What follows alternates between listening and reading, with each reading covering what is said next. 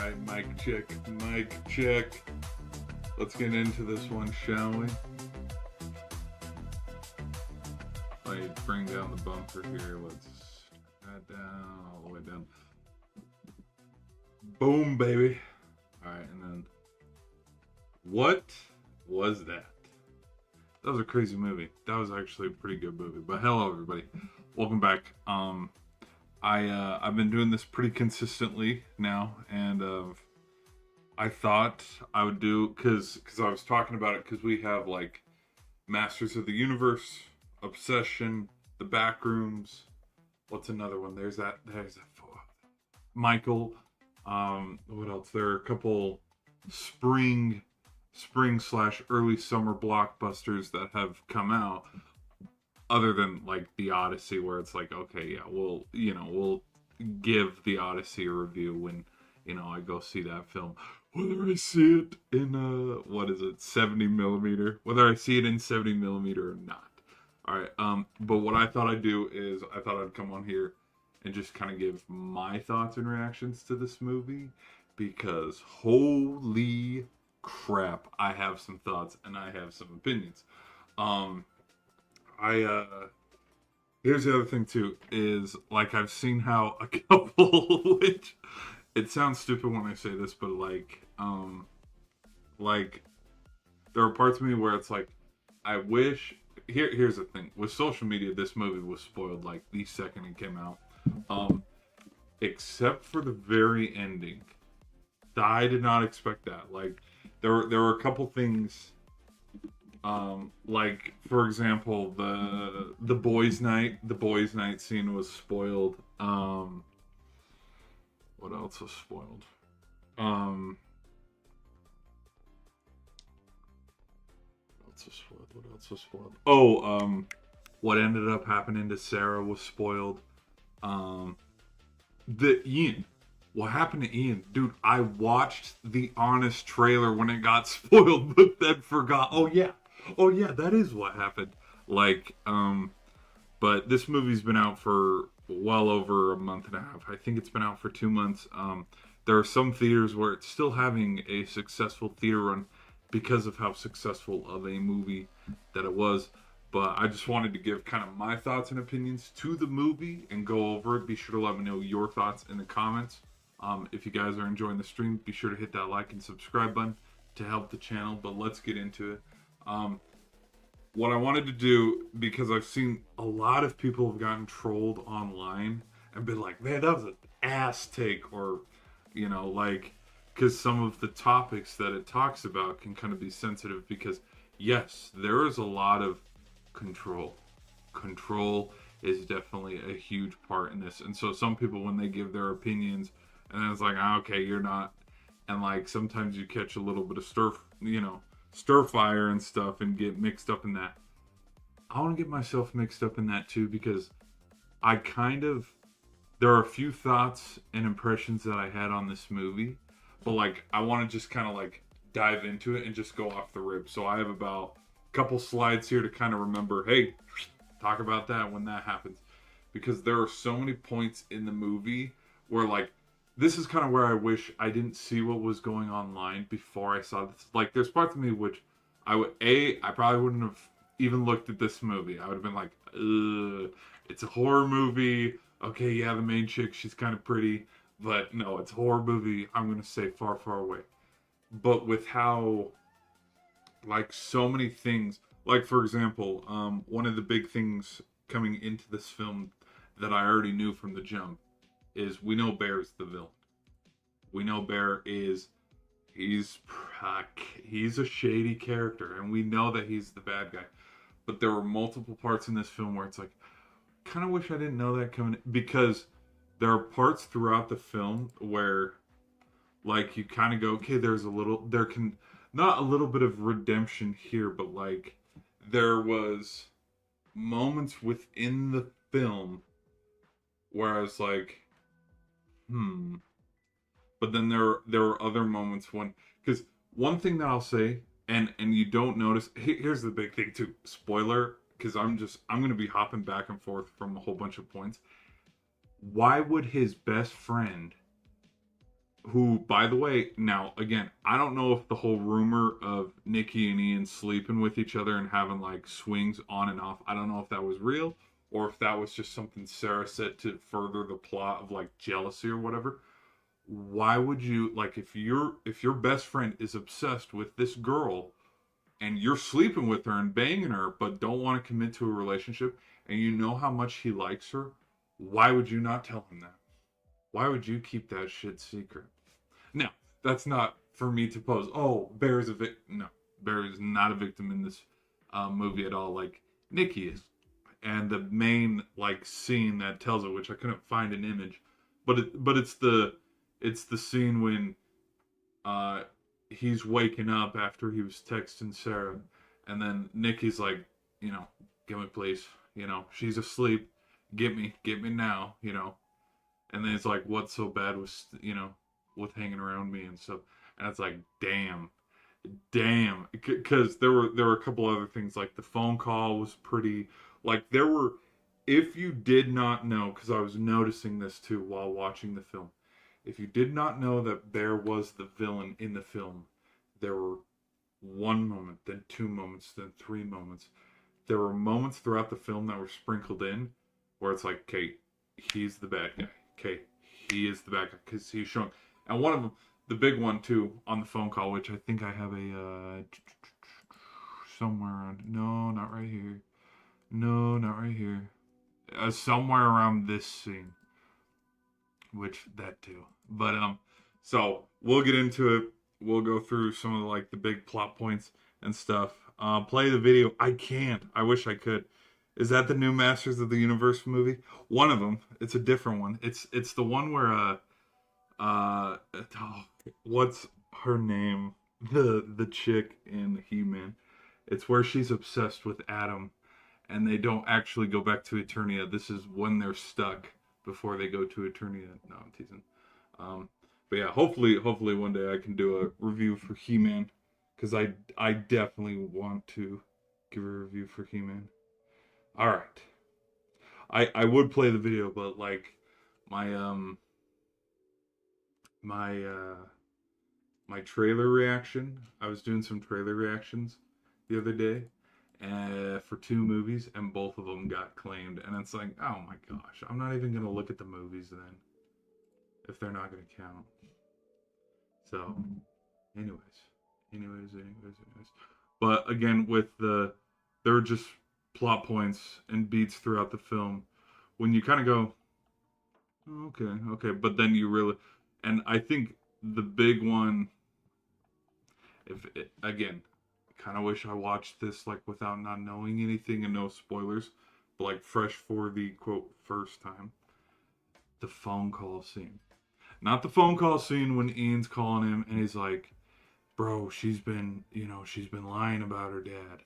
No, the phone call scene after he calls the One Wish Willow, and they're like, oh yeah, we got Nikki right here. You want to hear? You want to listen? And like he doesn't say anything, and he just kind of sits there and lets it happen.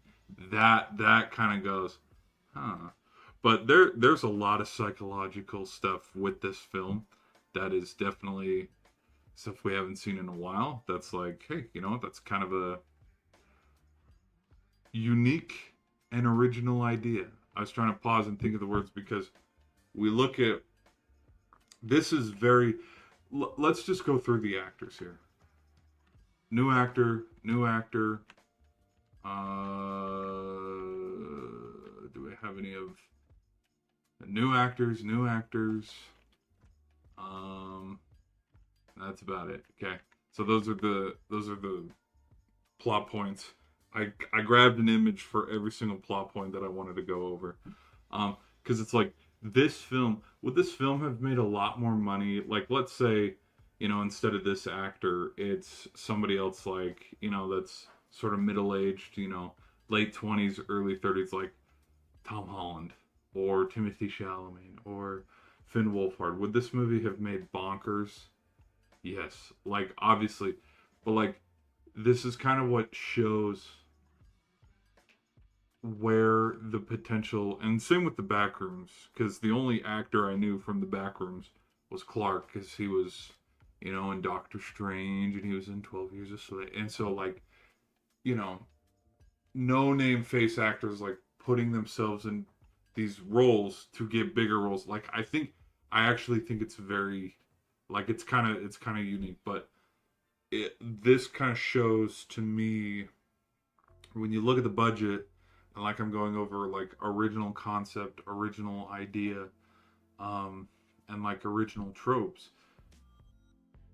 This There's parts of me where it's like not necessarily the story itself, but like the hey, we can make a movie that doesn't need to cost 200, 300 million dollars. Hey, we can make a movie that has somewhat an original idea without needing it to be a sequel, a prequel, a midquel, a reboot, or a remake of any kind. Like, we can make our own, you know, um, and or and this is a hot take. I think Michael Jackson was a very good film.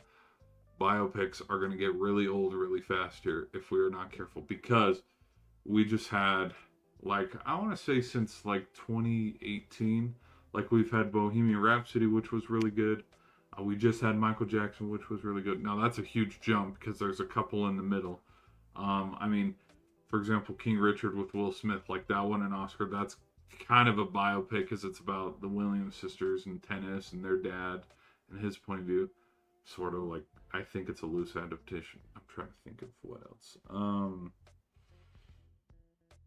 We had that Bob Hart film where Tim. Yeah, was it Bob Hart? Bob Dylan, my bad, Bob Dylan. And then we had the Bruce Springsteen with Carmy, which is like, he doesn't even look like the boss at all, but sure, whatever. Anything for a biopic. It's like, because where I'm talking about sequels, midquels, prequels, and like reboots and remakes and live actions are like an annoying, like, hey, this is, you go look at all the movies that came out this year. How many are original ideas? Project Hail Mary, Obsession, The Backrooms.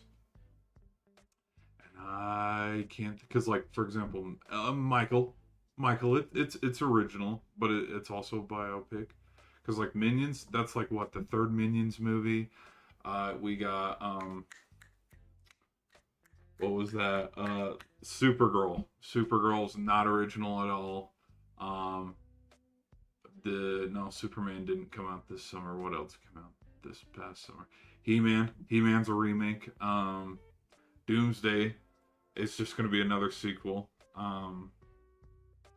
So I only brought up like the biopics are going to get old here eventually, because we've seen, like, I think I Am Rocky is going to be good, but like, I think it's going to turn into something where it's like, do we really need a movie? For example, one of the movies that's coming out this year, Hershey's. Do we really need a movie to tell about like how Hershey's candy became so? Because, like, only time will tell. 10 years from now, they're going to make movies about Mr. Beast, or I Show Speed, or PewDiePie, or like the first wave of YouTubers like Dude Perfect or something. And it's like, no, we don't really. Yeah, sure. I mean, because that's how, like, creatively bankrupt. But anyways, back to this. This is Bear. This is Nikki. Here's something, and here's my hot take for the whole film. Is, I think we know Bear liked her. I think Nikki liked Bear long before the wish ever happened, and here's why. Because with also knowing some major important plot points to the film, so I could kind of like focus more on sound, lighting, the music, because the music, oh my gosh, the music in this film, and I'll talk about primarily with this scene and some of the scenes throughout the film, music played a big impact on this film, which, like, I mean, like, the end credits with like the "Love Me," like that song, perfect choice. But the conversation, because I was trying to listen, like, okay, because some films they leave little nuggets where it's like, this is a character's first line of dialogue where they foreshadow something, or one of our background characters, pay attention to the background character of what they're wearing. What color are they wearing? Maybe that foreshadows the rest of the film. Like if you watch The Departed, for example, like how many times, like I didn't just magically think of this. Like I've watched film analysis videos. There's an X. Like somebody will walk in a frame, it will show an X. Like Matt Damon's character walks by an X. Does I forget if Jack Nicholson's character walks by an X, but like the commissioner, like there's like the two, because there's like a construction site, and you have the scaffoldings by the Sistine Chapel or whatever. Like just the imagery of that, like knowing that I knew some of the plot points, I was trying to focus on like, okay, what was the character dynamic between Nikki and Bear before he made the One Wish Will, and from the body language and from some of the things that I noticed, I think she did like him. And the reason why is their conversation after when they left the bar, which I thought it was super funny, where him and Ian were joshing back and forth about like, dude, do not ask her. Do not ask her on karaoke night. That is the only thing that I look forward to on Wednesdays. It's the only thing good in my life. Don't ruin this. And like when they're lipping back and forth, and it's like, don't you fucking do it, don't. That's very real. Like that is very real dynamic in friendship groups and shit, and joking around like that. But like how he is looking. Here's one thing where I'll go like, okay, get jackwagon is Nikki even came back to the car and was like, do you like me or not? And he didn't say anything, and I was like, well, okay, you dummy. Okay, so there's that one plot point. But the amount, oh hello, when they were talking about their coworkers and how she's like, you know, the way I feel, you know, sometimes when I'm around you and stuff, I was like, okay, there is a connection there. There's already a genuine connection there without him needing to do the wish well or whatever. Now, again, that's not what the story is about. That's not any of the plot. I think another thing throughout the story that it shows is greed of like, well, you like the girl. You kind of don't know if she likes you back. You could always ask. You could always go and see. But it's like, no, you want to be selfish. You want to take the shortcut route, and you go through this dark black magic of, you know. I also have heard the theory about but it's more primarily towards the end of the film, the Nikki using the One Wish Willow on him, which I do think she does. And I think also, and this is probably a hot take, I think this film could probably be, I don't think it will be to the level of like Inception, where people talk about Inception forever, where it's like, oh, was it a dream? Was it not a dream? No, like I don't think people will talk about that. But I think there's a little bit of conversation that, you know, people might discuss and go, man, I really like this film, or man, it was kind of like, I liked it, but it's personally not my favorite of the year. My favorite movie of the year is the Michael Jackson film. That's just me. And if not that, I mean, I liked Mario. I liked Project Hail Mary. But let's get to this, and let's get to this scene, and why this scene, and how I was talking about how sound is super integral to telling a story, giving an emotion during a film.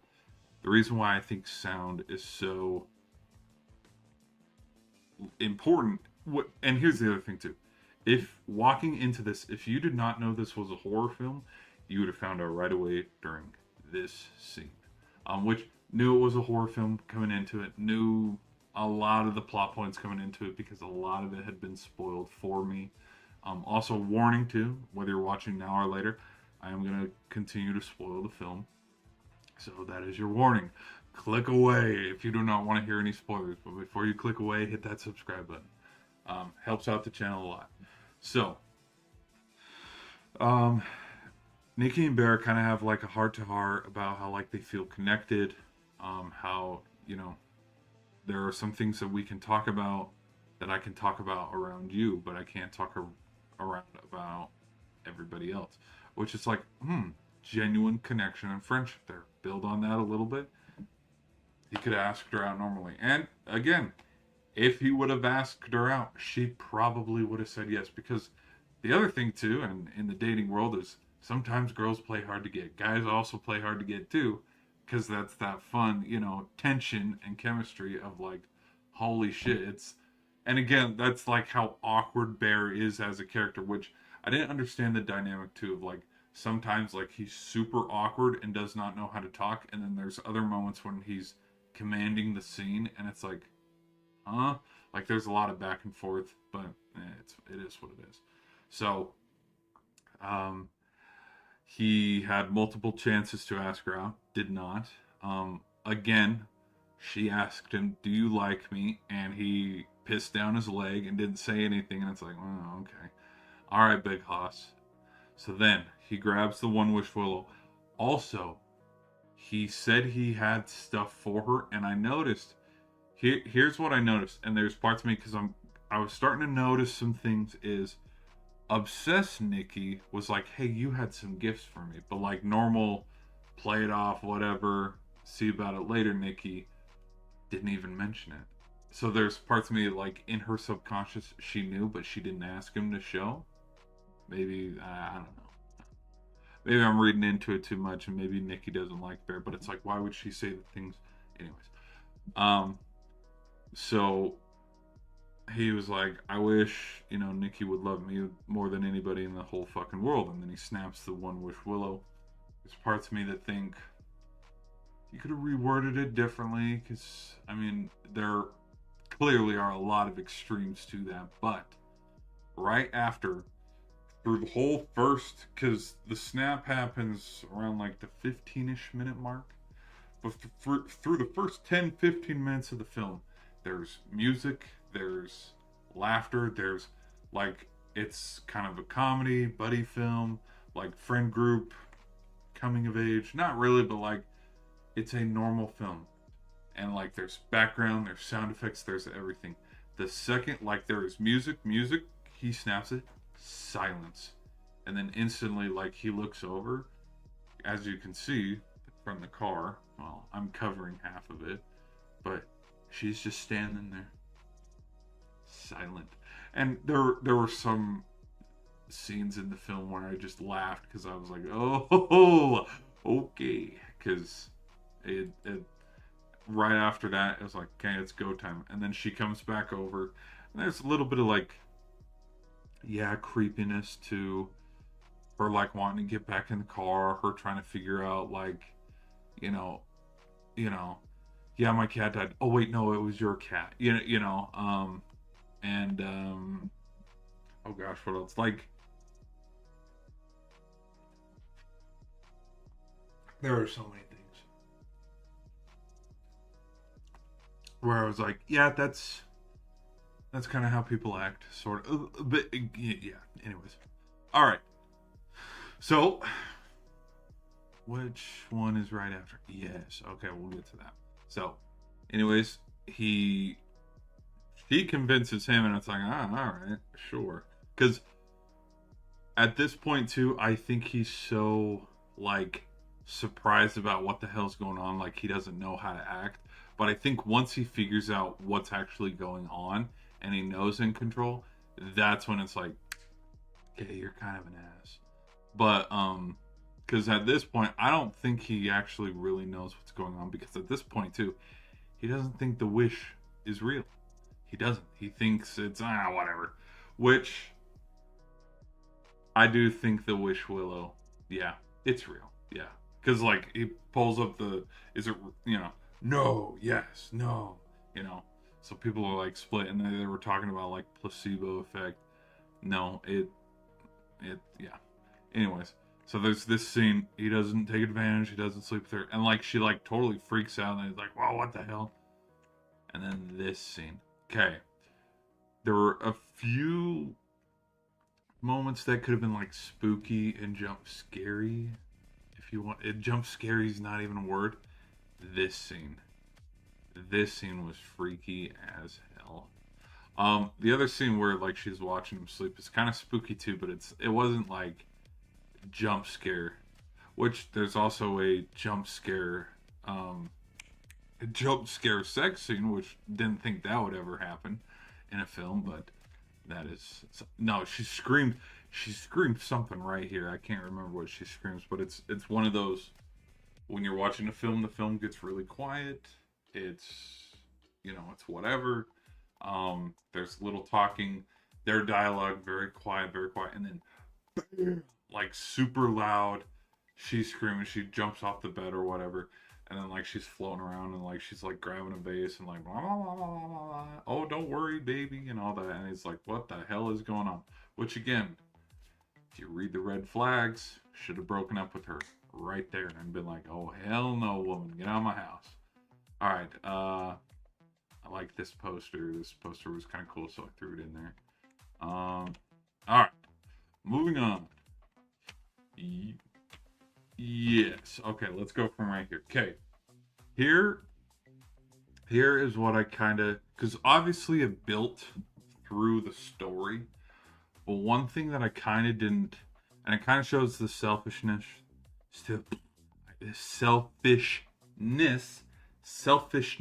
of Bear's character cuz her like Nikki's dialogue of why won't you love me? That hits home. She has that conversation with him like 3 times, and it's like, no, they're literally when you watch it, it's like even all this black dark magic of him like getting her to fall in love with him, he still doesn't reciprocate it, and it's like, holy shit, bro, you're an ass. Which, anyways, this scene because there's a lot of confusing stuff. Again, you have the vase, you have her like freaking out and screaming and like going through her manic episodes because that's what was going on is they were kissing and they were making out and then all of a sudden, which I thought was kind of cool because it happened more than once, but I couldn't find a photo, is the actress of Nikki would like she'd be playing like the oh here I am here I'm here and then all of a sudden she'd snap out of it and be like whoa what the hell, like if you've seen trailer bits or scenes of it, super good acting because she'll have like a facial expression like this and then immediately well what the hell, and it's so good. So yeah, they're making out and then she figures out what the hell's going on and then that causes her to like freak out like whoa what the hell, and then all of a sudden freaky Nikki takes back over and she's like oh sorry Bear, sorry sorry honey let me, and it's kind of super psychological which I could see in the first night. It's kind of like what the hell, which the whole oh she was on drugs thing, which okay I can see how people, anyways, here okay, the montage. So there's a montage which I would guess the montage is about a week, maybe a week and a half. Maybe it's just by time in the film because it does show a passage of time. It's not like Stars the Last Jedi where it's like okay that took place in about 48 hours, cool, sweet. It shows the passage of time of this taking place in over about a month maybe. It makes me wonder on how, and maybe there's little social cues like the movie scene where he sees she's looking at him and she hey don't look at me, look at the movie. But through the montage, they're getting along just fine. They're at work, they're getting along just fine. Which I wasn't able to pull up a photo. Let me find a photo. Let's see if I can get a photo pulled up. But when they're at the counter and his buddy Ian is like, bro, did you sleep with her? And he's like, no. And they're talking. The cinematography of this film was also really good. And I can see why a lot of people were talking about it. Music store. Obsession Music Store. Oh, it's called Castles. Alright. Here we go. Alright, so the scene. Oh, there's a Well, this is part of the lovey-dovey stuff, but they're talking.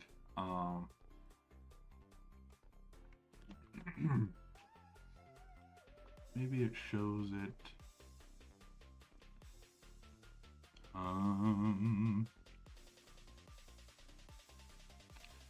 Maybe it's through one of these hyperlinks. No, but we got this, which we'll get to this scene. Again, camera was right here, and then we whoop. So cool.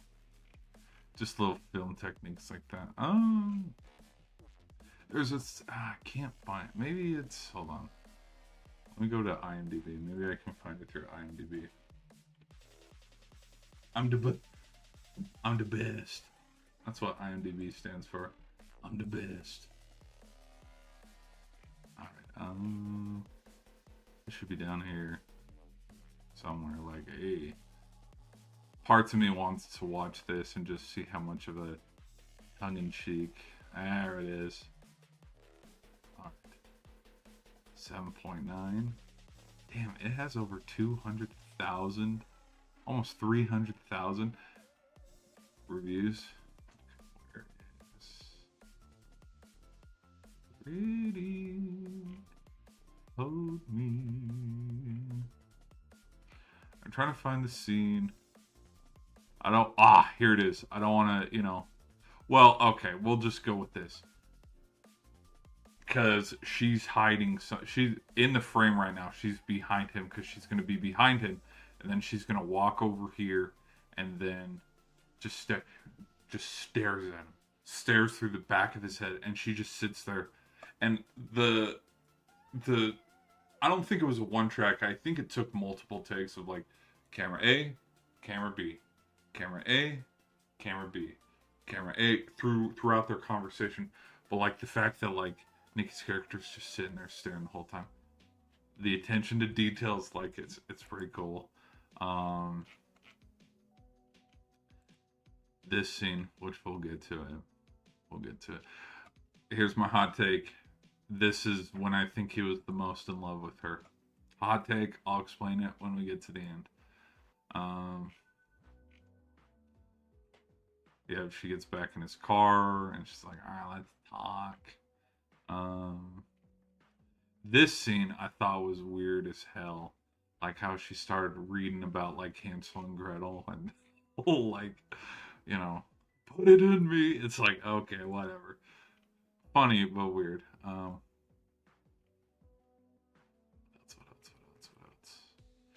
The other thing, there it is. Yeah, she just was like staring over at him the whole time. Again, the camera work is crazy. All right, back to it. So they go through this whole montage, and apparently, like, supposedly there's no problems, no arguments, no nothing. And I do think there is a little bit of jealousy on the part of their friends and coworkers. Because here's the other thing. I think all of them have an integral part in like their pros and cons of them being good characters and bad characters, good people, bad people throughout the film. Like I was talking, like you don't sleep with the girl that your best friend is obsessed with and have on and off relationships with her, and then go, hey, by the way, yeah, good luck, go chase her down, man, and not tell him. You know what I mean?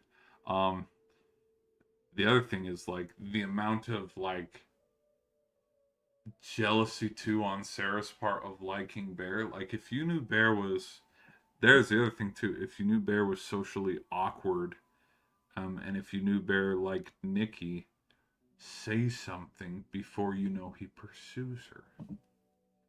Crazy, I know, freaking crazy. Might as well take that shot, get shot down. Then, anyways. So, moving on. So there's this whole montage which makes it look like, okay, the relationship's working. And then what stops it? Boom, the phone call.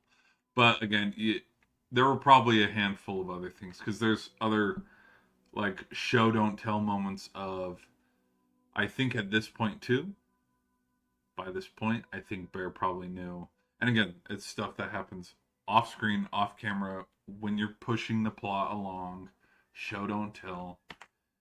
By this point, I think he already knew. I got you wrapped around my finger. Which is the no, the cat scene happens after this because this is where they talk about him wanting to be a chef, like a Gordon Ramsay type of like, oh, I'll walk in, they'll serve me the steak, they'll be like, how do you want it done? But because they know me, they'll already know how I want it done. So the and maybe during this montage scene, that's where jealousy also starts to build with the coworkers. I don't know. So then there's this scene, and here's the other thing too, and why I keep going back and forth. She's acting somewhat normal during this whole montage. So it's like, how did. Anyways, I'm thinking about it too much. So then the phone call happens where he's like, yeah, I've checked up. Yeah, bro, Nikki's been lying, dude. Nikki's been lying to you. And then all of a sudden, because like there's this amount of confidence that he exudes on like, yeah, I love my girlfriend loves me, we're having a great time. Like you can see through the montage of like the body language, he's not that shy character anymore. And then right after the phone call, he all of a sudden shrivels back up into a little peanut, and it's like, what the hell? Like, I and now all of a sudden he acts scared and timid, like, oh, is Nikki lying to me? Which still to this day people don't know. Which that's probably one thing that people will talk about. And then she's like, no, no, no, and then she stands up, and we were having a great time. Which the amount of that meme alone, is gonna do numbers. It already has, but like when the NFL season rolls around and it's like when I watch my fantasy quarterback blow me a game or something, it's like no, no, no. So, and again, phenomenal acting. All right, moving ahead to another plot point. This scene was, it wasn't like spooky scary, but it at by this point you have to know, okay, something's up. If you can't tell something's up by here, or here, you definitely need to tell something's up by here. This scene was pretty cool. A lot of people were talking about it beforehand, talking about how just they just called it the door scene, and it's kind of interesting. You know what I noticed too? And I totally forgot to, just the shameful gooner that he is. Like he got the lotion on the desk. And like when Nikki comes over, he puts the porno mag away and then hides it under the jacket. Just this scene of like, because it does make you wonder, like I'm trying to think like how, how would the obsession think, like, you know, like I think there was the word dialogue on, oh, if you can't open the door you can't leave, and then he's like, no, no, no, I got it, as he's ripping open the door. But just the, I don't know, the a visual representation of separation anxiety or something. You could probably chalk that up to, no, I don't, oh, don't go, hang out. Like, truthfully, this is probably how our animals feel when we leave for the day and they have to. Not cats, though. Cats could be like, ah, to hell with you. But dogs especially, where it's like, oh, you leave, and then cats are like, nah, I can fend for myself. You know, away with you. Um, wow, I just thought of that off the dome. I'm a genius. I'm a freaking genius. Um, but yeah, the visualization of like, no, don't leave, and like the frantic ways to like box in the house and like a trap of like, no, you can't leave. You gotta stay here. Pretty crazy, pretty crazy.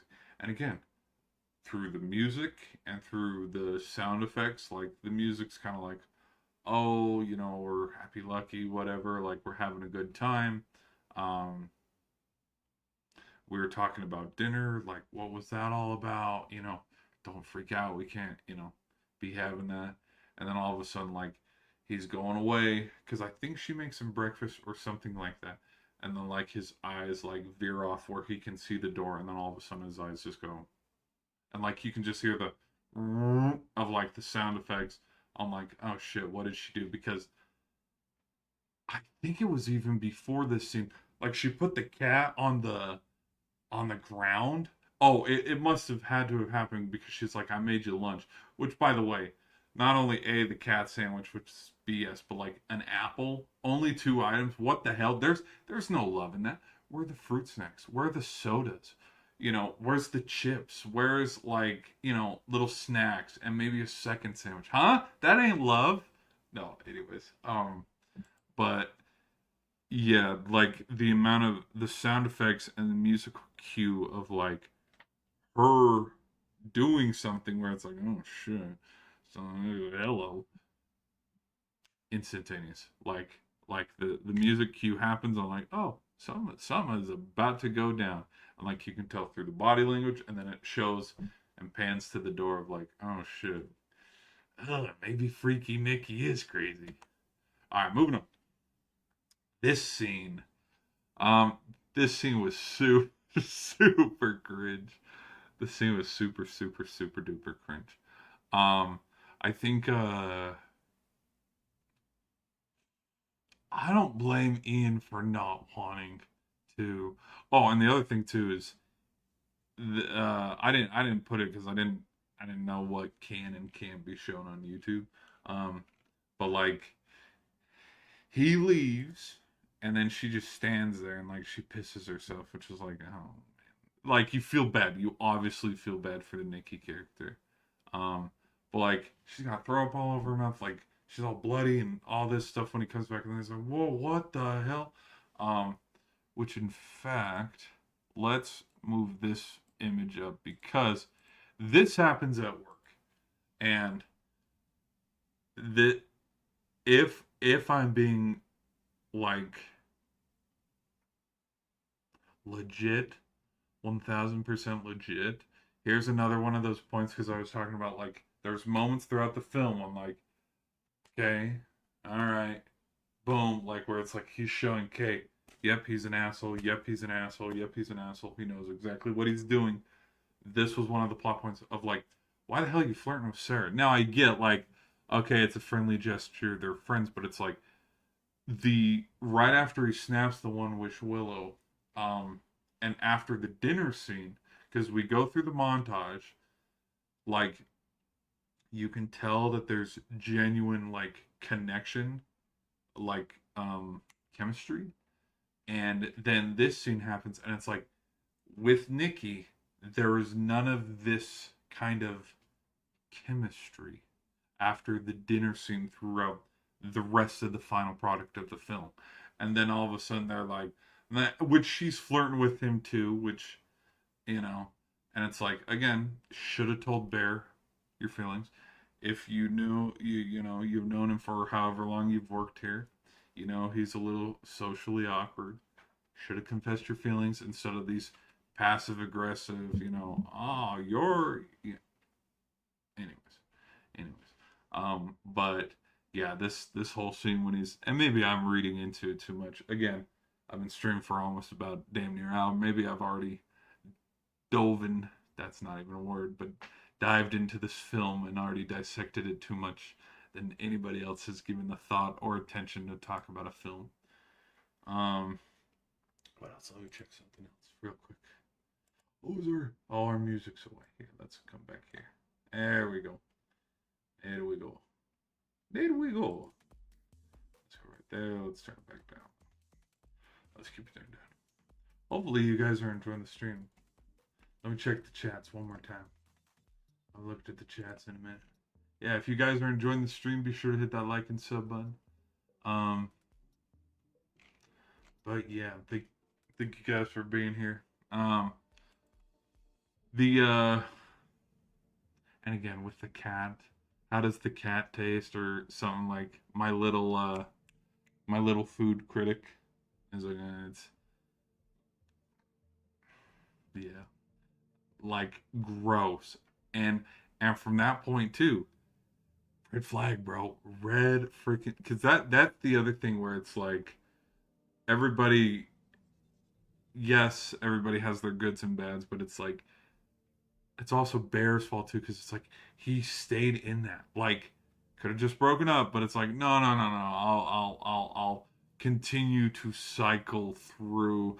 Like, I think there's a lot more than just having an obsessive partner and controlling a relationship. Like, there are lots of moments where like they put themselves back in the cycle and recycle of old bad habits, and oh, my husband beats the shit out of me. It's fine. He's a good person. And the cycle keeps going and keeps going. Oh, my wife's cheating on me. She wants to take custody of the kids. It's fine. I know she loves me. And the cycle continues. Like, I think there are so many angles to take away from this kind of film. Because that's the thing, it touches on a lot of plot points that I know a lot of people watching this film go, holy shit, that's me. Or, holy shit, I've been through that. Holy shit, that's me. See what I mean? All right. Anyways, moving on. So this scene was very kind of like, bro, whatever, whatever. And where did the comfort come from? Again, this is just me. He couldn't confess his feelings to Nikki. Yeah, he's over here, ha ha, buddy, buddy, putting head in shot. Like, it's like, dude. Now, again, do I think a confidence started to grow with him having a girlfriend? Yes, but it's like, ah. All right, anyway, so we move ahead. He gets back. Nikki needs to be cleaned up, and then that's where that scene, because Ian wants a ride home. Then he's like, Nikki ain't coming. Then it's like, I've asked the friends. They think it's a pretty douche move that you're moving on Nikki when you know she's emotionally vulnerable. And they're just like, oh fuck you. Like they get into it, but it's like, no, that is a trope. Like that is a real yeah, because it's like, you and like so then they get back to the apartment, and like the whole cook and the cat scene comes like it's swept under the rug instantly, because then it turns into the next argument, which is, hey, I got a boys night, and then instantly, and like freaking out. And again, more red flags of, okay, Bear, you could have left, but hey, you put yourself in this situation, because there's that other you got everything you wish for theme to happen. Because yeah, no, this film escalates everything to a 12. It's crazy. So then we have this scene, and this is right after the cringe of um Nikki reading about, Bear being the Hansel to her Gretel and sleeping with the, yeah. So it was so cringe. And then so he picks his, and again there's music, there's light chatter, there's background noise of everybody talking, and then he picks his little block, and then he brings it over, and then like the music instantly, he's like, kiss the person to your left, and then there's like a camera pan, and again with the sound effects and the music of everybody kind of like, oh shit, and like Nikki stands up, and well first she's like, mew, which I thought was actually pretty funny. Which the amount of memes that I've seen with just this format alone is, there's so many. But then she walks over, and I was trying to kind of watch. The actress almost broke character a couple of times, because like I was watching the face to see if like they'd break character and laugh, because like it's a one take of her. She walks around, grabs the back of her chair, scoots her back, and then like comes and like kneels and just sits there and waits for him, like, and like just, if that happened to me at a party, I'd bust out laughing. I'd start to laugh and be like, bro, come get your girl dog, or something like that. Like, I'd probably be an ass and say something stupid. Or, truthfully, I'd probably be like everybody else and just be like, whoa, what the hell is going on here? And it's cringe, but it's funny in the way of, like, I don't know, maybe some people have been to parties with obsessive girlfriends, controlling boyfriends, and all this, and they're like, oh yeah, we played spin the bottle jokingly, and then an argument happened. Oh yeah, we've been down that road.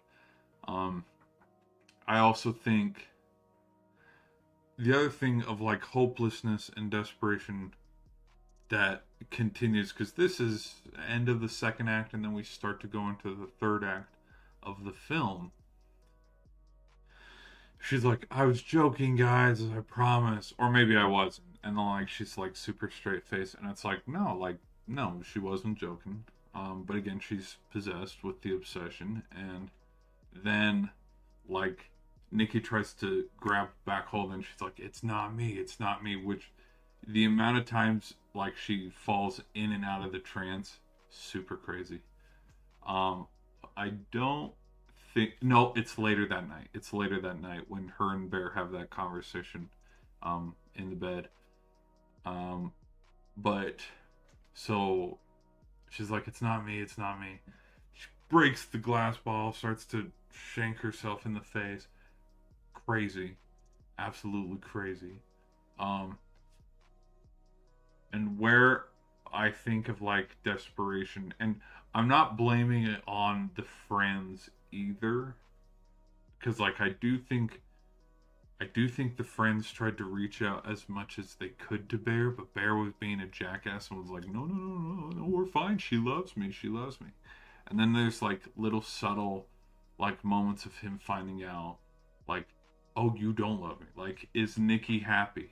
Is Nikki happy? Does Nikki love me? Like, those little quiet moments after a huge explosion and, breakout of like huge proportions and stuff, like those little other, like when you listen to the dialogue in detail, it's like, oh, I can see why people like love this film, and there's like deeper levels to it, because like watching him slowly realize, oh, this is all fake, she doesn't actually love it, like that's a little sad, but it's like, well, dude, you're kind of like the dude on the phone said, she oh, what does the dude, he says she loves you, this was your choice for her. That's the wordage, and it's like, yeah, no, because then he's like, do you want to talk to her? And then you hear her scream, like, then he doesn't say, like, he doesn't start screaming out for Nikki or anything, or like, I'll save you. I'll like, nope, he just lets it happen because he knows he's in control, which is kind of like, okay, you're kind of a jackwagon. Um, but then with the desperation and leading to the desperation, you know, all their friends are freaking out, like, Bear, do something, Bear. And he's just sitting there in shock as well. But then he goes to the hospital, and the hospital won't do anything. And she's over there dancing and whatever. And so, like, yeah, it's definitely interesting. And then we get to, we'll wrap it up. We're getting to the final scenes. Because I couldn't put any of the car scene with Sarah. Let me see if I can pull up a photo real quick, actually. I'm thinking about it.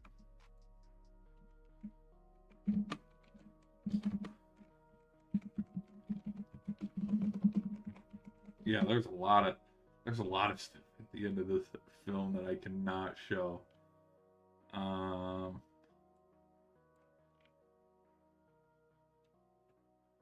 let's pull up the. I'm the best. I'm the best.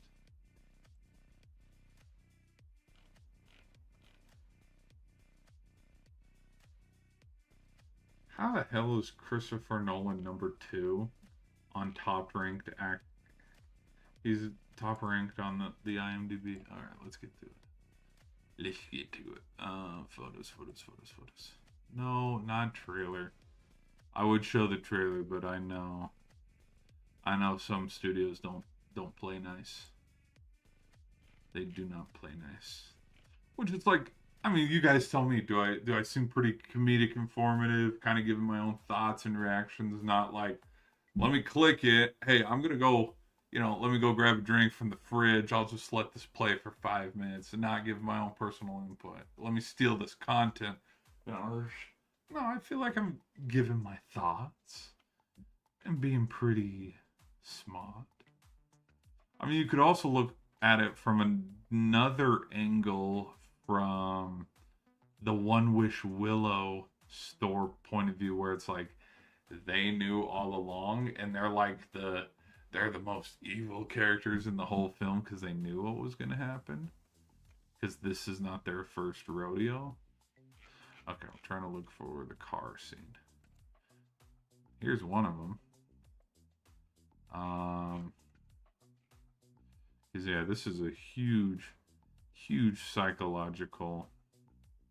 See, there's a scene with her punching herself in the face. Yes, yes, punching. Yes, yes.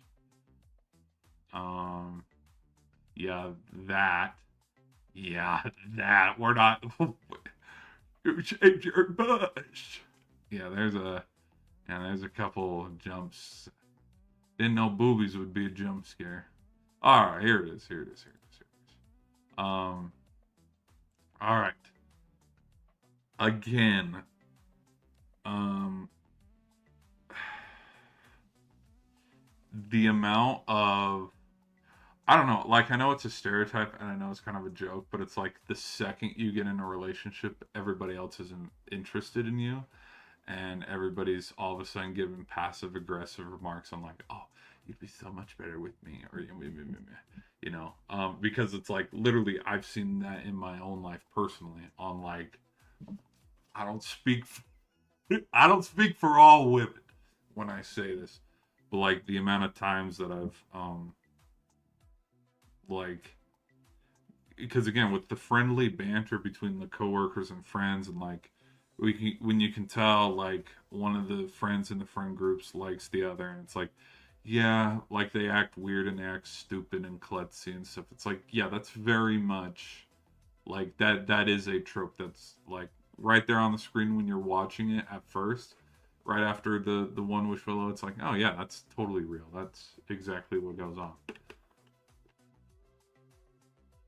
But like the amount of, like one of my buddies that got married and stuff, like the amount of conversations that I've had with him and his wife, and like how when they first started to date, the amount of girls that were also kind of like within the social group but not like direct friends would come at him with these passive aggressive remarks. I'm like, oh, you're dating her? And it's like, bitch, you never gave him a shot anyways. Like, but so again, I don't speak for all women, but like that's the kind of approach that I got through this scene of like I got this letter, which that was something that kind of showed the passage of time throughout the movie of like when the letters came.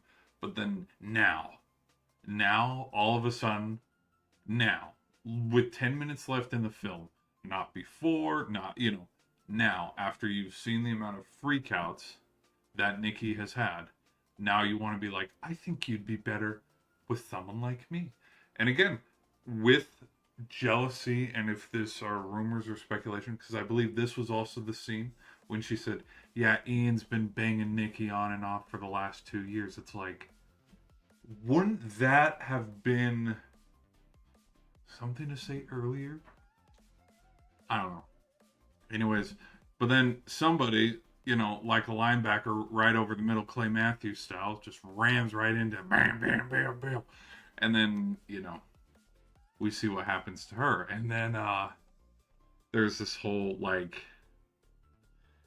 which, again, there are some movies where I questioned, it's like, do we need nudity? Because, again, there's, you know, bare ass. Because he's not bare naked, but like again, sex jump scare horror scene where like they're doing one thing and then it just jumps straight to them going to town and stuff, and then it's all loud and it's like, okay, whatever. Anyways, but then there's like they're talking, and again like the switch of like the obsession taking over, and because Bear's obviously in shock, and she's like, oh baby, it's okay, it's okay, we'll get, we gotta get rid of her, we gotta get rid of her. And like the fact that Nikki doesn't, and like can't even call it Nick, because there's Nikki and then there's the obsession, because there was a word for it, it did have a name, they give it a name, I can't remember. Like the fact that the obsession brought it back to his house, and put it up on like an altar and shit. And like, yeah, she's sitting there all naked and stuff, and it's like, you know, and that's my stupid Bush joke. Anyway, but like, then it leads to this bathroom scene, which, oh my gosh, I freaking skipped over. Well, it's because I couldn't find a photo. Hold on, let me find over before we get to the very end. Before we get to the very end and wrap up my whole thought analysis to the film, let's get to the final, one of the final. What's so bad about being with me?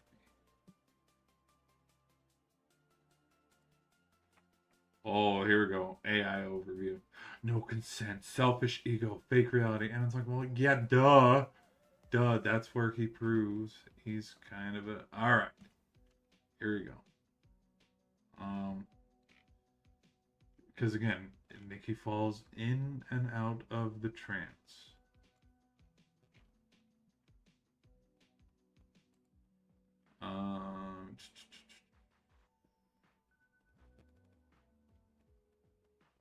We'll use this. We'll use this. We'll use this. I've never been with you, Bear. What would be so bad about being with me? Because he's slipping away to go to the bathroom.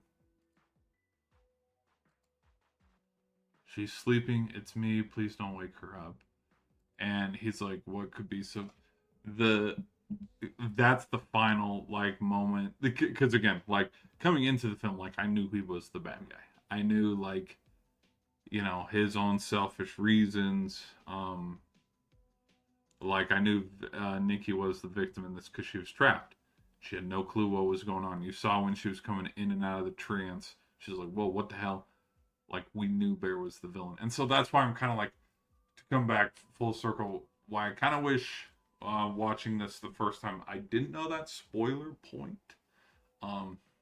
But yeah, like, when knowing that, it was easier to clock in all the moments throughout the film of them showing, like, here's a moment when he could have changed, and he didn't. Here's a moment when he could have changed and let her free, and he didn't. Here's the final moment when he could have changed and let her free, and he didn't. And he was like, what's so bad about being with me? And I think, because I think throughout, here's a couple things. I think, because there's some, and here's where I kind of know I'm wrong, kind of in this like prediction and statement too. Here's where I know I'm wrong because again, Nikki has no control because of the One Wish Willow. There's other parts of me that think like, you know, because like subconsciously, um, that's the word I'm looking for. Like, for example, with the necklace, with the gifts, subconsciously she knows Bears has stuff for her, and she wants to see it. And like, what was one of the main plot point? Not plot points, but what was one of the main things that she said right at the beginning of the film?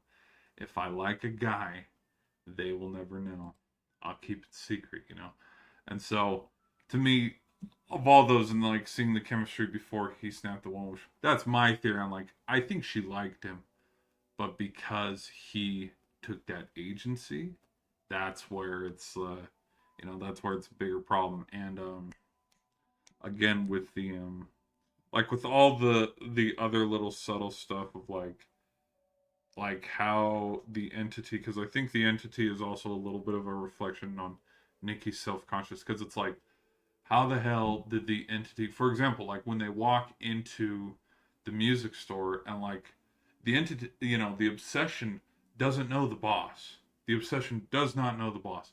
But with how quickly Nikki goes in and out of like her trance and stuff with the obsession, it makes me go like, how is there this kind of like cold face, smart ass remarks that Nikki would have made to the boss? And so there's parts of me like the subconscious of like Nikki's relationship towards Bear. I think it's shown on an extreme, but like through like I think the love, the genuine love, probably could have been there. But like through the events that stack and stack and stack over time, that's where I think Nikki loses full control.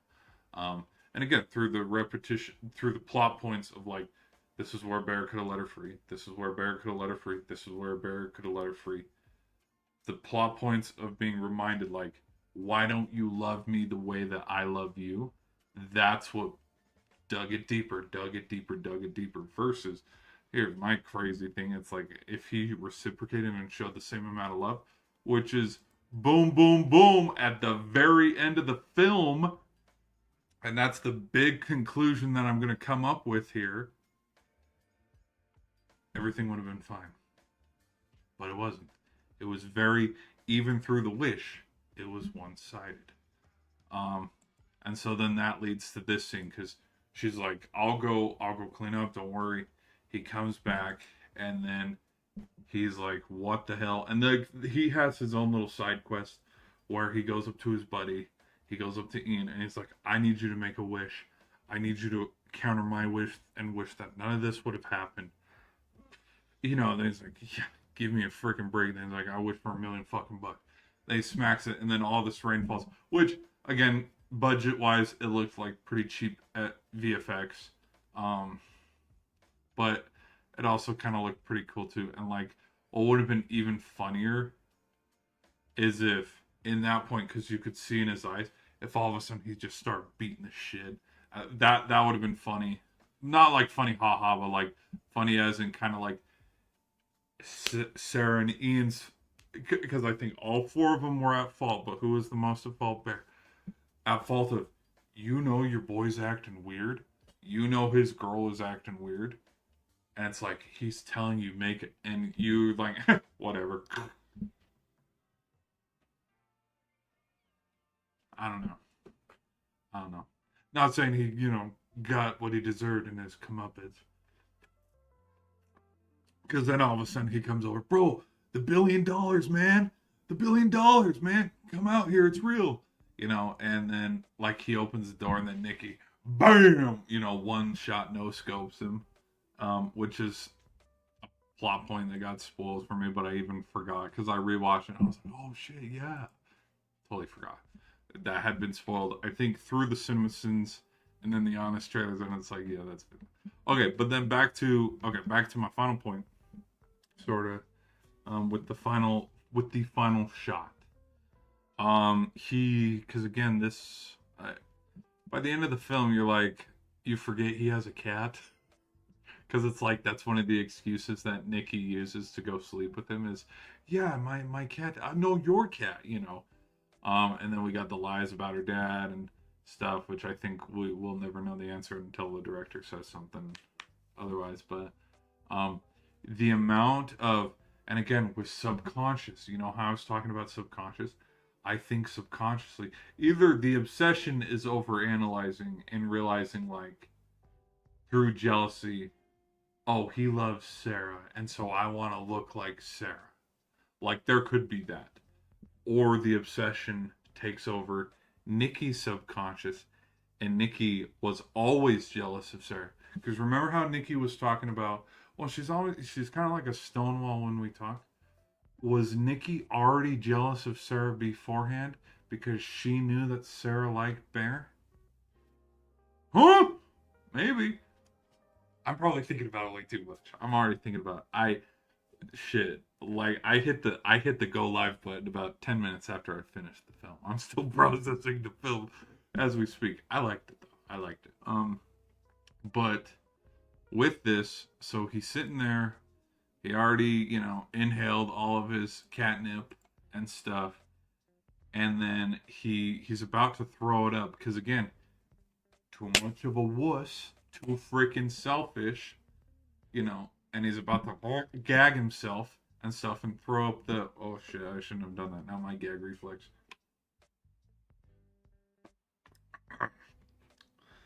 So he's about to throw up the medicine, and then all of a sudden here's a snap. Do I think Nikki snapped the one wish willow and wished for Bear to love? And was it the same? Yes, I do.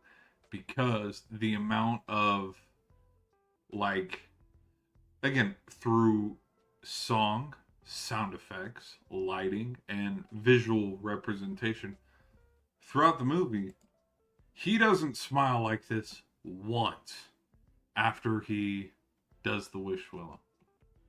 She smiles like, well, this is her natural smile, but she doesn't do this natural smile till the very end of the film. What else? Because again, this is his face for the holy shit, my girl's crazy. Like that's his face through the whole film. Confusion. Like she's kind of happy, but she's also possessed. You know, there's a little half cheek baked smile. But not until yeah, that's his face for the whole movie. But then at the very yeah, more frown, more frown. But then at the very end, they both like look at each other, and there's just that moment where they're smiling. Now, it's pretty gruesome because they're both, anyways. But like you can see it through the facial expressions, genuine smiles, genuine eye contact. Where that would be my assumption of, yeah, Nikki wished for the exact same thing, because it is what it is. But then he ends up having too much catnip and he gets super sick and his belly hurts, and then we have the very end where they're sitting on the couch, and then the camera pans like backwards like this, and then it shows the TV upside down, and then it like plays the song like the hold me, kiss me. Let's see if I can actually pull it up on the interweb. um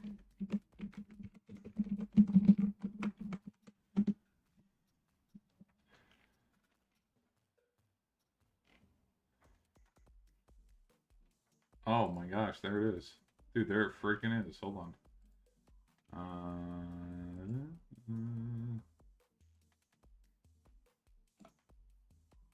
No, we'll play that in 2 seconds. We'll play that in 2 seconds. Let's play the other one. Let's play the other scene. Yeah, like look at this. Freaking look at this. Hold on. I'll play. I gotta play this in playback. Okay. All right. Here we go. Okay. No, I do not own this. No, I do not own this. No, I do not own this. No, I do not own this. Okay. No, I do not own this. No, this is not my film. No, I do not own this. Like again, eye contact, smiles, the just kind of the like laughing. He doesn't laugh. He does not laugh after he snaps the one whistle. Probably should get rid of that image, so I don't. And then again, her smiling at him smiling, and then like staring at each other, and then they come over here to the TV, and then they kiss, and then it pans down, and then it's like, oh, she snapped the one wish willow, and then he's over here on the sofa, and then he Winnie Poohs himself, and then she's all freaking out and like, no, not my baby, not my precious, and then right as she's about to Kit Kat and Caboodle, she figures out what the hell's going on, and she snaps out of her obsession, and she's freaking out, and then she pushes Bear off, and then all of a sudden we pan down, we see Bear, and then the camera doesn't go this way, it goes to this way, my bad. And it's upside down, then it's like, hold me, doo doo, kiss me, doo doo. And then like she's crying through like the first half-ish of the credits, and like you can still hear her in the background, which is crazy kind of detail, because I don't think I've watched any movies that have at least done that kind of. There's the reverse walk. I didn't talk about any of the reverse walks or her walking weird.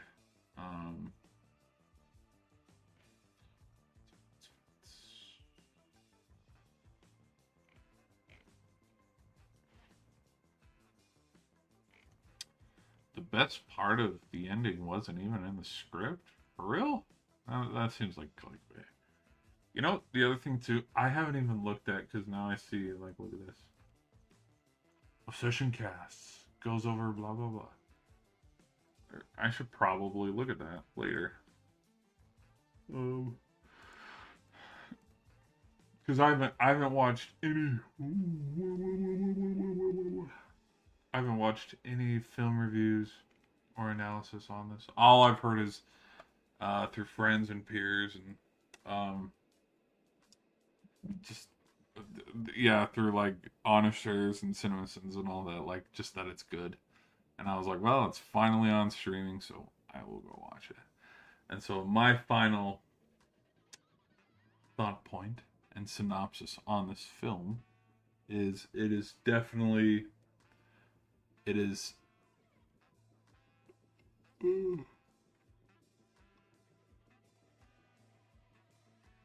I can see why a lot of people like it because it's a breath of fresh air from all the other slop that has come out of the last handful. Because if I'm going to be, honest here, if this film, take this film and drop it in 2013, drop it in 2015, drop it during like 2019. For example, some of the top horror movies that came out in like 2019 and 2020, like Us, for example. Nobody talks about Us anymore. Nobody talks about Nope. Nobody talks about what are some other horror films that have come out? Smile. Like just horror films that are like really good and kind of like take the landscape by storm for a little bit. Nobody's talking about this film. And like I think yeah, you throw this back where one weekend Ant-Man's coming out and then 2 or 3 weekends later Obsession's coming out. I don't think people would have been talking about it as much as they're talking about it now. Sorry, now I'm tired all of a sudden. And I think the reason for that is because of the levels. There's levels to this. There's levels to the dynamic of this story, of the certain points and themes on like, oh shit, yeah, hey, that's me right there. But through the levels of like how the director, where'd he come from? What do people label him as? A YouTuber. What else? Like not only him, but you look at Markiplier's Iron Lung. You look at Kane Parsons' The Back Room. It's like these guys did not, you know. I made a, because I know a guy and I'm a friend of a friend, or I got on my knees for somebody. Look at me, I get to go do a Star Wars film. Look at me, I get to go be the director of a Fast and Furious film. Look at me, I get to go do a DC film that nobody's going to talk about or give a shit about in 2 or 3 weeks. It's like, it's proving, and that's my thought synopsis on Hollywood as a whole right now. Not even just Hollywood, but just movie making and just creative expression is that the landscape has switched.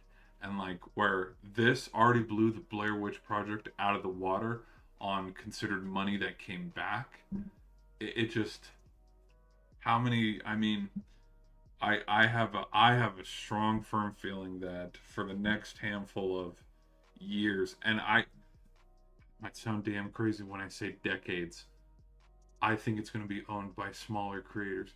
Yeah, we're going to have our Spider-Man Brand New Day. We're going to have our Project Hail Marys. Ryan Reynolds, the new Ghost Rider. We'll have our Ghost Rider. We'll have our Doomsday movies.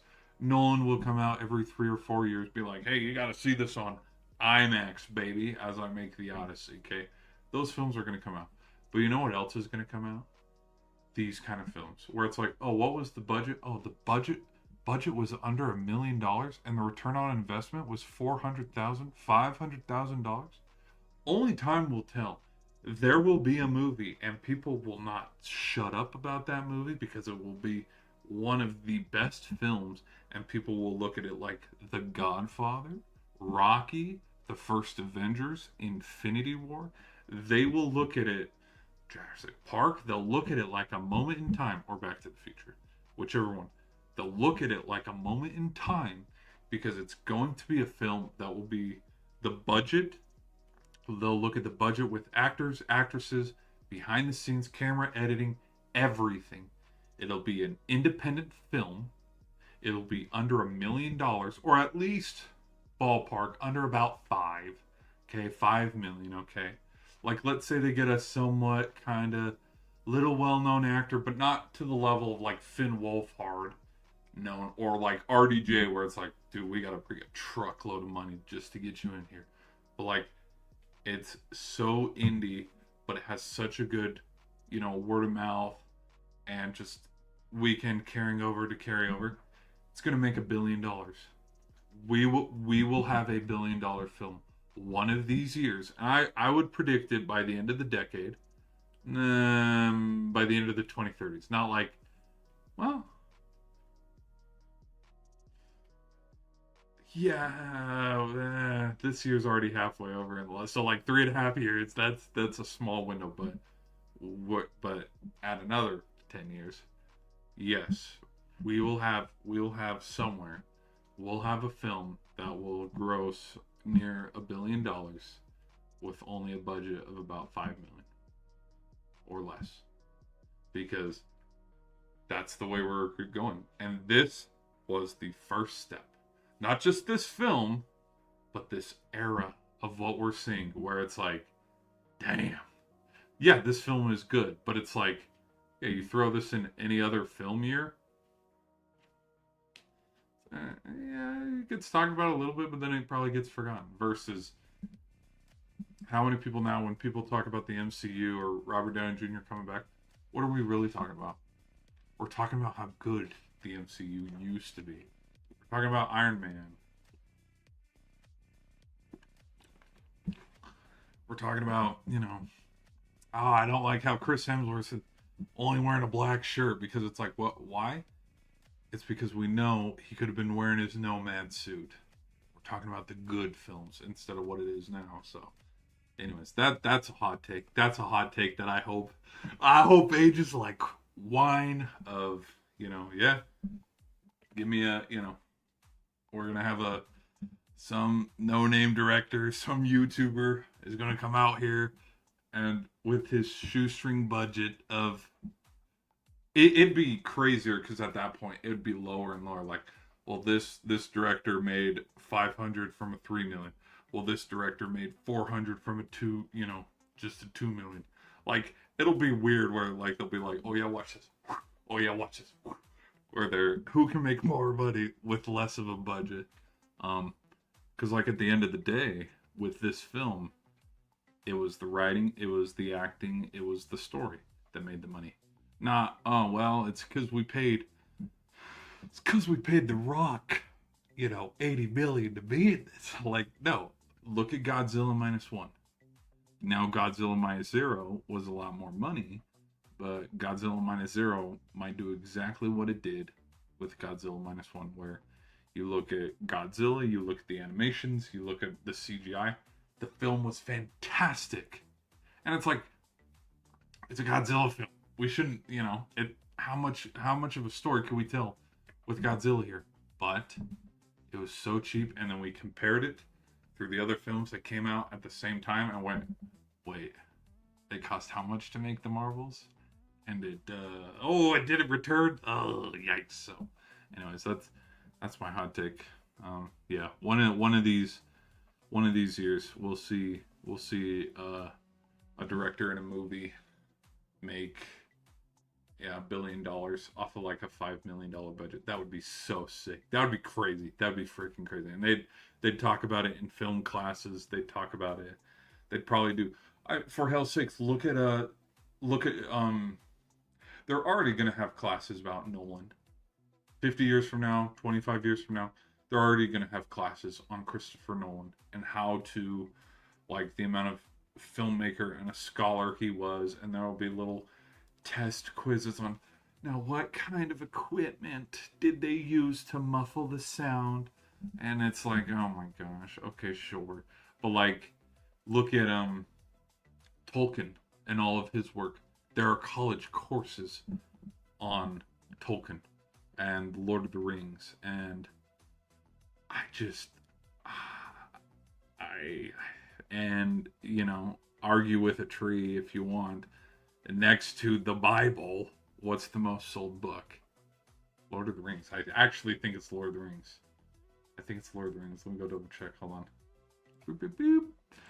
Boop boop boop. Most sold book. Sold book. There's the Bible. Okay. All right. Yeah, there's a lot of religious texts. Harry Potter. No, come on. No, what are the no. Yes, we know the Don Quixote. No.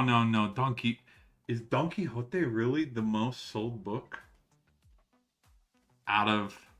Because again, religious text, and then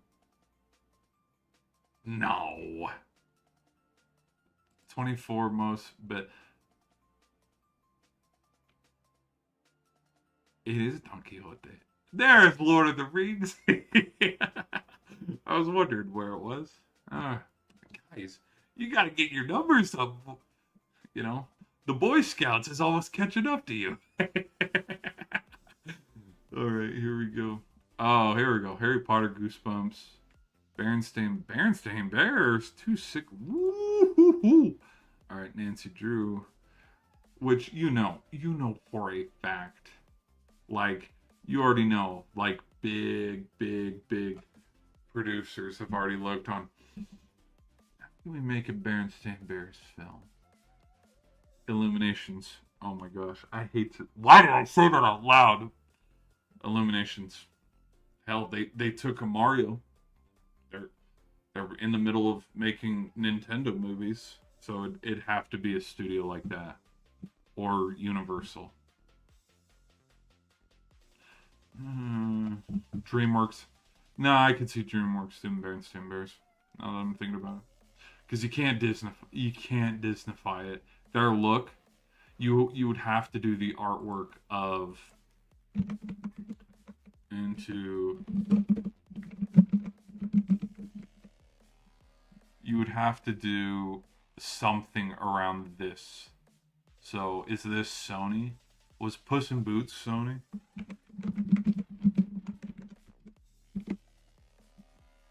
Was this Sony? Yeah, this animation. Oh, it was DreamWorks. Yeah, it'd have to be DreamWorks.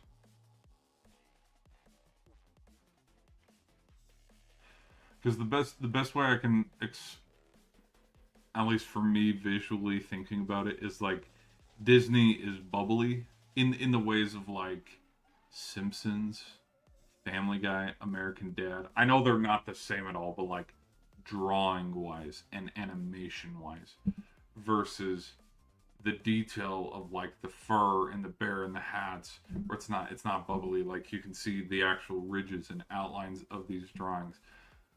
I'd have to chalk it up to Shrek.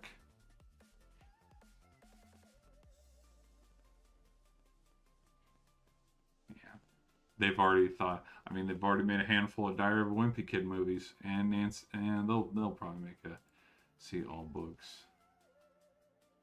The 5 best books on relationships. Oh, let's go right through this list and see what could have fixed Bear and Nikki's relationship here.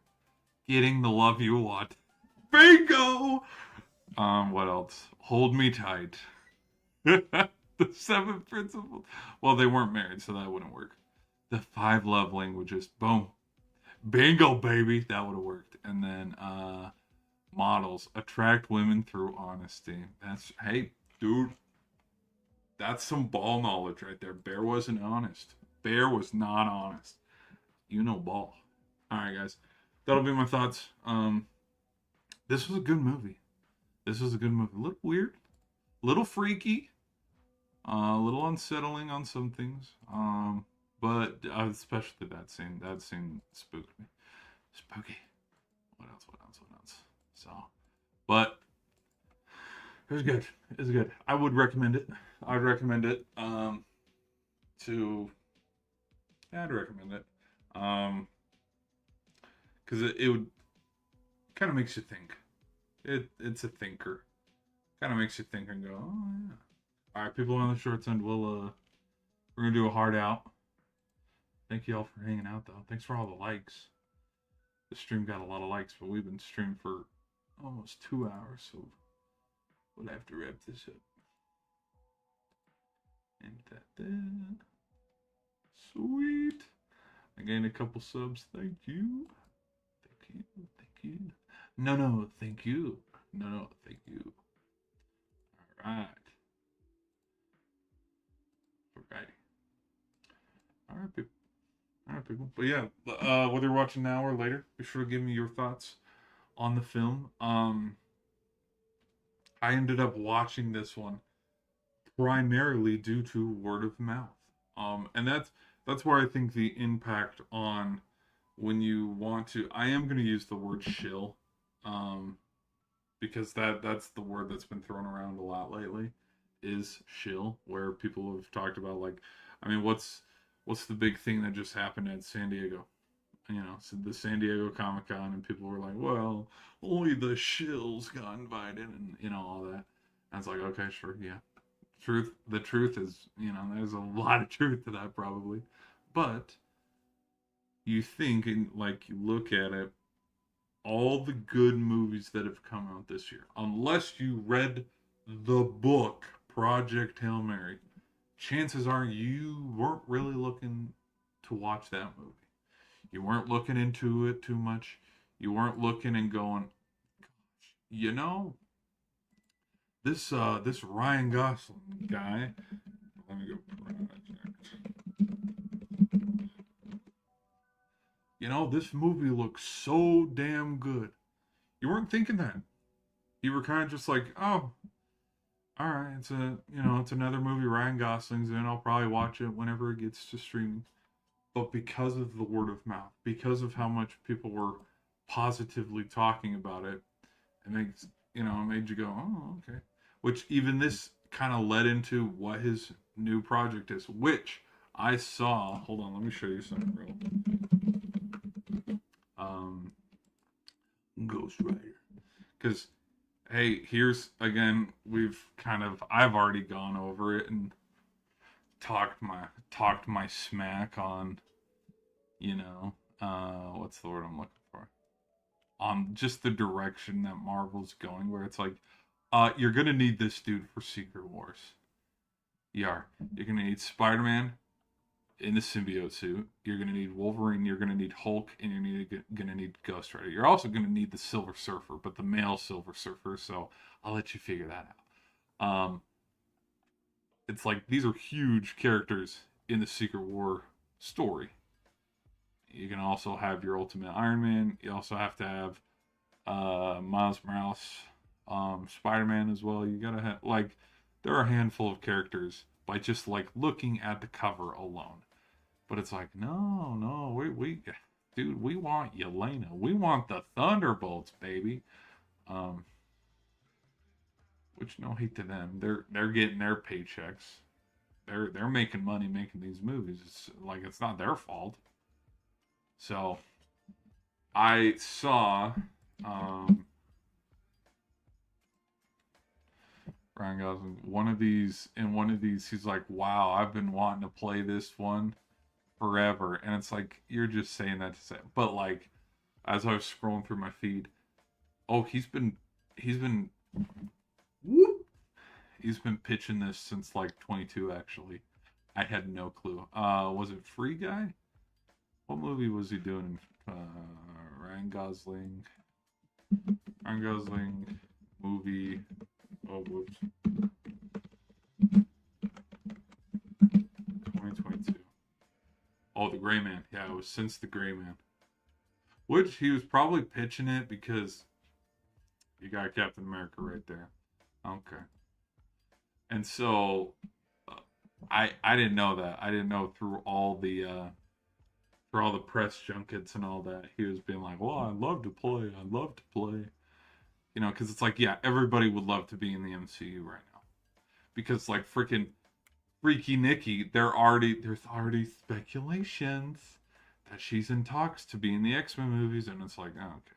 which I love how they say that's where they're going and that's the direction they're going in the new, phase 6 or phase 7 right after Secret War after they reboot. Yeah, it's like, well, we're gonna announce a Ghost Rider, a Black Panther 3 movie. What else? Oh, all these non X-Men projects. Love that. Love that. Can you tell I'm a little sarcastic? So hopefully they do it justice. I don't think it'd be too bad. I think it'd be pretty fun. Now, here's one thing I will say. Um, Ghost Rider 2. What was that? Yeah, that's that movie. All right. Here's the only thing that I'll say. Where is the guy? There's the hold on. Let me think. Hold on. Let me show you what I'm thinking of here. There's a scene where that here. Let's just do.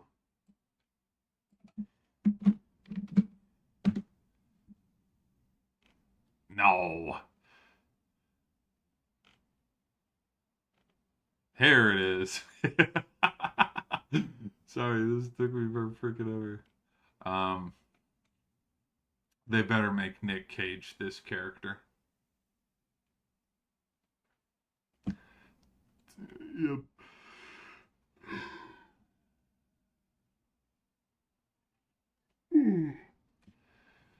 Because I think here's the thing. I don't think they were going to bring Nick Cage back to play him. I don't think they were going to, but you might as well pay homage and have him be that character. That's just me. That's just me. Okay, so then why do I bring all this up and why did we get under this subject and talking about Ghost Rider? It's because word of mouth is what got me to watch Obsession. And word of mouth is what got me to watch Project Hail Mary. Because unless you were looking forward to that movie by reading the book and knowing the source material, you probably were going, okay, whatever, Ryan Gosling, whatever. I just, the amount of movies lately where just, and that's what the different trend is going with. I gotta take another swig. I'm losing my voice. That's the new trend now, and why I was saying the $1 billion joke about a director is going to make $1 billion film with a budget that's a shoestring budget is because that is what's going on. Who is dominating Hollywood right now? You, the fans. That's who's dominating Hollywood because you're paying with your wallets and you're showing with your wallets. Where I don't want to go see this trash ass Supergirl shit. I'm not gonna go see it. So it bombs. Oh, Obsession? You know what? I've heard it's actually really good.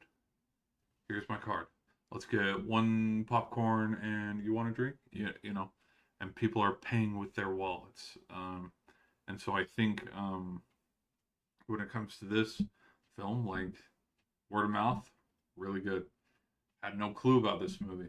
Like I think I maybe saw one little hint of a trailer here or there through passing, but then everybody started to talk about it. Everybody started to talk, and so it's like, okay, well, if everybody's talking about it and it's well received, let's go give it a look. I enjoyed it. It's definitely a unique movie. And so yeah, I would recommend it to people who think their girlfriend or boyfriend is abusive. Go watch this. No, abuse isn't a joke, but I would definitely, yeah, it makes you ponder a little bit, um, and it makes you kind of realize, like, damn, yeah, maybe we should start to celebrate and support independent creators and movies more because they're showing a lot more. Like, so I've been streaming for about an hour and a half now, talking about this movie and talking about a couple other um things. But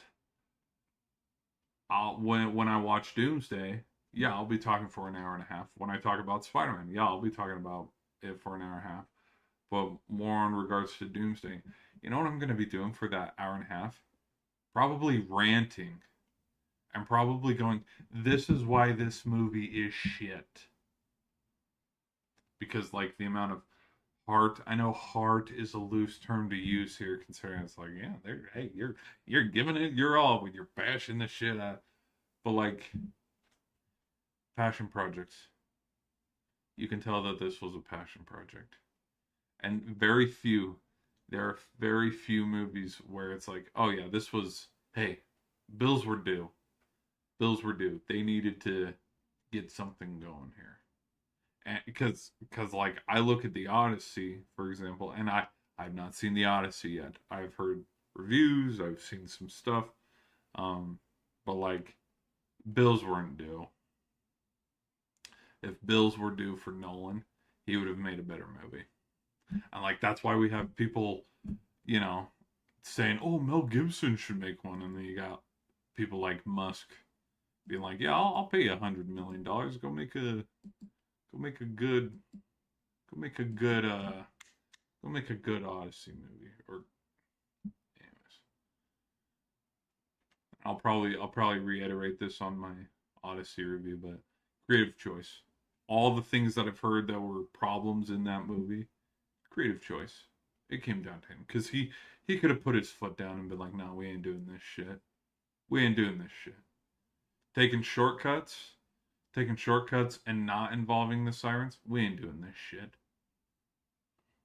Which one of the I watch a lot of YouTubers and shit, and like one of their biggest gripes. Oh, here's another gripe. Now that I'm thinking about it, the clocks, bro, in this movie, like the sun was down. How the hell are you telling me that it's almost 5 o'clock and the sun is down in the middle of the night? Well, I was actually thinking, maybe it was 5 a.m. It wouldn't. It would show 4:55 then, not 16:50. Anyways, that's just a little gripe. That's a little gripe. What else? Oh, it was just a good film. Oh, it was such a good film. Sorry, now I'm nitpicking. Anyways, guys, I thank y'all for hanging out and listening to me rant and rave about this movie. It's a good movie. Go see it. Go watch it if you want to love it. It's not. It's spooky, but it's not like spooky, spooky. Well, no, it is spooky, spooky, but it's not like, oh my gosh, like the It movie or something where you're like, oh, I can't sleep tonight. So I had a point, but I lost it. Oh well. Anyways, guys, hopefully you enjoyed the stream. Thank you all for hanging out. Be sure to hit that like and subscribe button. Thank you all for hanging out. How many we gain any subs this stream? I think we gained like two or three. So thank you all for that. Keep your eye out on I have some NFL. I have some NFL videos if you want to go take a little look at that. Go take a peek see. At that, I've given my review and reaction to some schedule. Like, hey, this is how many games I think this team could win. This is how many games I think that team could win. If you want to go take a little look see at that. What else? I need to make my LeBron video.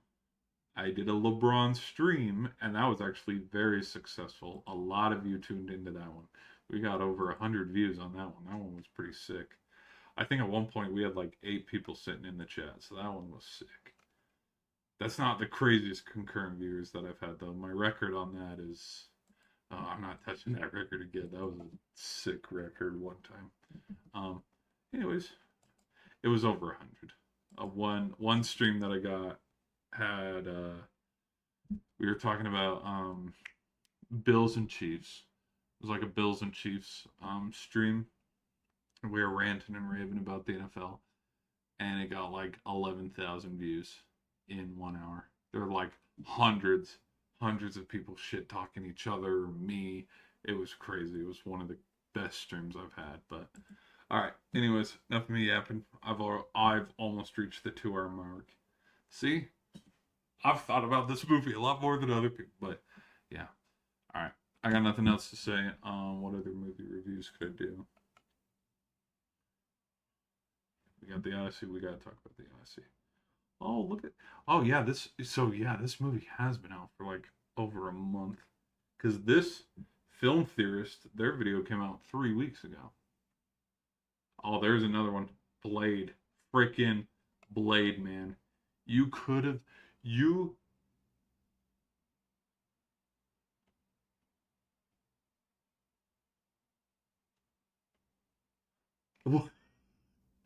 Sorry, I just said. I just saw something, but I probably shouldn't show it. That is so funny.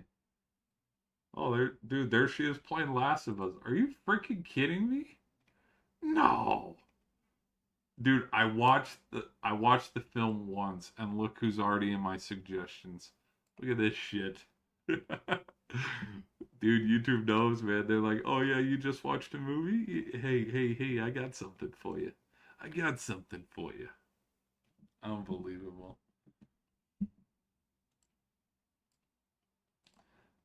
Um, which she'll probably be in a lot more movies too. And here's my point kind of to that of like smaller actors and then it grows. Look at look at all the and I'm gonna use Stranger Things as an example. Look at all the actors from Stranger Things and their roles. Do I think Sadie Sink got her particular role as potentially what was the backwards word they used for Deadpool? Green Jay, you know, maybe, but probably not. Because that's one point that I have to say is if they chose to cast her, and this isn't to do with her, because we know her level of acting. We saw her in Stranger Things. We saw her in The Whale. Um, but like if they went through that to get like the normies grasp and like get the TikTok and the younger audience of like, oh look who it is. Marvel hasn't changed a bit then because it's like yeah, okay, it's fun to get actors that we've seen in other projects, but it's like if you have to use that to tell your story, yikes. Yikes. And that's another reason why I think the Odyssey why I don't think people will be talking about the Odyssey in like 5 or 6 years time. Let's just go from I mean nobody talks about Tenet because it's Tenet. People still talk about Oppenheimer here and there. But like for example with Tenet, nobody talks about it anymore. It was about 6 years ago. So 6 years from now, do I think people will be talking about the Odyssey? Probably not.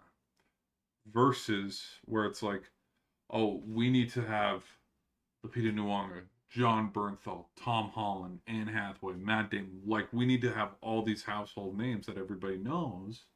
Versus, let's go get some new actors, fresh faces that nobody's seen, where they can go make a name for themselves. Because I'll have to double check this. I believe when I think Brad Pitt was already a big actor before he made Troy, but like the amount of films when you look at like people like yeah Brad Pitt or yeah you could look at hell just look at the cast themselves through Tom Holland, Zendaya, Robert Pattinson, and all of them. It's like why not have the Odyssey be their big break? You know what I mean? Like because what was I was thinking about this the other day. There was an actor where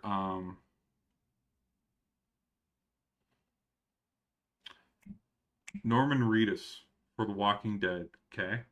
And the point that I'm trying to make is let's compare him and you can compare let's do Norman Reedus and John Bernthal. And here is why we'll do Norman Reedus and John Bernthal. How many other movies has Norman Reedus been in that you know of that you can go, "Oh yeah, yeah, yeah, yeah, yeah." None. Well, he's been in a couple. I believe he was in the John Wick ballerina film. He's also like the main character in the Last Stranding video game. Like the art is based off of him. Kind of like how the GTA girl is Kate Upton, kind of like that same thing visually.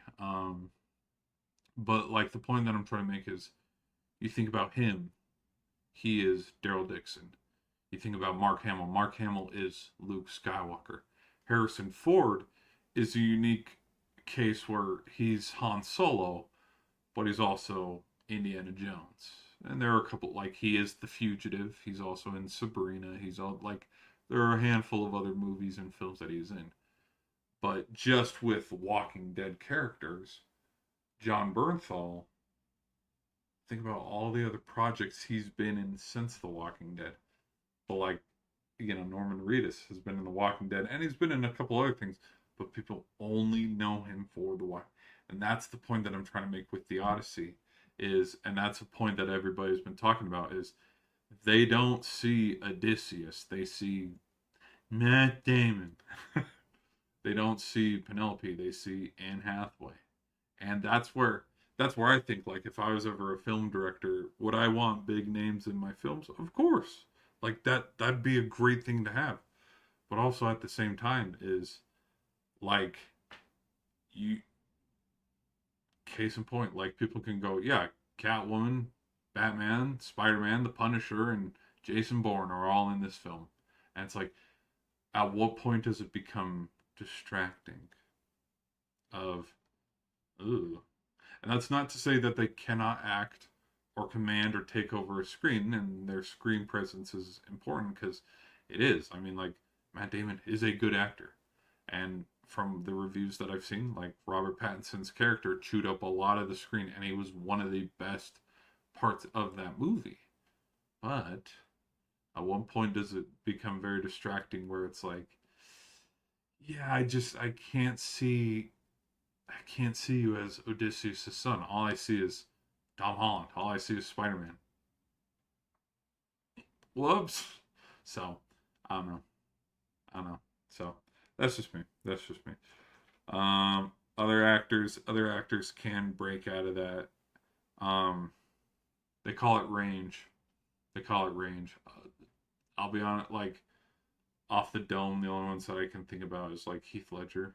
Heath Ledger has some range. Um, who else? Bale. Bale especially. Holy shit! Like, we've seen him fat, we've seen him skinny, we've seen him bulked up. Um, because, like, for example, Gore, when he's Gore the God Butcher in Thor, yeah, the other one. Like, it's him, but it's like you can see the character. Um, who else? Who else? Who else? But, like, just, yeah, I don't know. That's a hot take. Now I'm getting off on a side tangent of, like, background characters in Star Wars. It's like, you're in freaking Star Wars. Like, put some prosthetic makeups on and change your skin. Like, be a green character, be a blue character. You don't just need to show up like, that's a hot take for another time. So, anyways, because it's like, you're in freaking Star Wars. You don't want to have huge horns in your head, or, like, huge Twi'lek ponytails, or no, you just want to be normal and just look like a normal. It's like, dude, freaking, like, half the reason why people talked about Daniel Craig being in Star Wars is because it was a freaking stormtrooper, and you couldn't tell it was him. So, anyways, and enough of me yapping. Go watch Obsession. Go watch The Odyssey. Go watch Michael. Go watch what other movies are coming out? Spider-Man. Spider-Man's gonna come out. So, enough of that. Enough of that. Enough of me yapping. Thank you guys for hanging out. I'll see you guys in the next one. Peace.